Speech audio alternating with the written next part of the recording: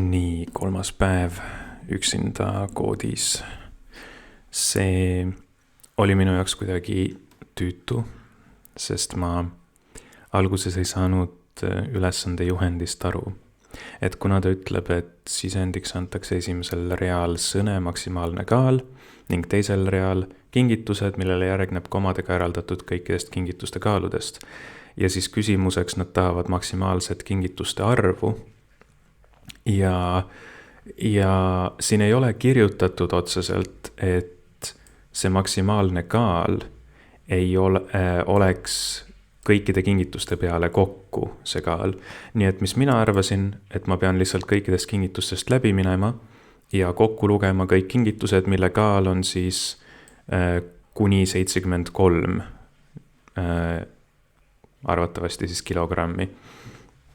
Ja siis ma tegin seda ja siis ma sain 8 miskipärast. Ja siis ma mõtlesin, et huvitav, miks ma küll 8 saan.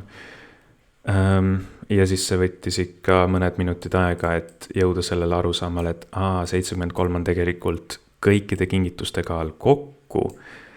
Peale mida ma siis parandasin oma koodi ja sain õige vastuse. Mis ma tegin siis?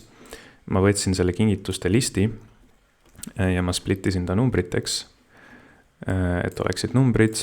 Kui me võtame selle testi siit, siis ma splittisin ta numbriteks ja ma tegin sorted funktsiooni tema peal. Ehk siis ma sorteerisin ta lihtsalt ära väiksematest numbritest suuremaks ja siis ma võtsin siia 2 counterit nii-öelda, et total weight ja total gifts. Ehk siis, et me loeme kokku, kui palju kaalu me oleme juba nii-öelda sinna saali peale visanud.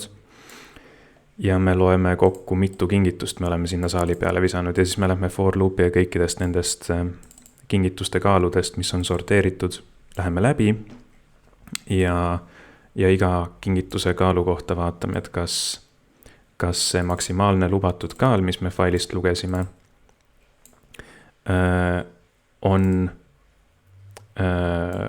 on nii-öelda, et kas ta on selles limiidis.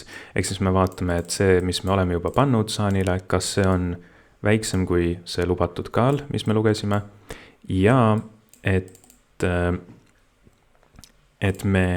siis see teine pool sellest if statementist ütleb, et kui me paneme ühe kingituse veel juurde, et kas siis oleks kaal üle lubatud limiidist. Ja siis juhul, kui me saame ühe kingituse juurde panna, siis ta ütleb, et total weight suureneb siis selle ühe kingituse kaalu võrra ja kingituste number, mitu kingitust meil on, suureneb 1 võrra. Ja siis me prindime selle välja ja siis see annab 7, mis on see õige vastus lõpuks. Ja see oli, ma ütleks, et see oli juba raskem ikkagi kui esimene ja teine päev kindlasti. Ja minu jaoks suurim raskus oli siin see, et ma läksin alt sellega, et ma ei saanud täpselt alguses sellest ülesandest aru. Aga väga hullusti ei läinud, nii et sain ikkagi tehtud. Ja siis järgmise päevani.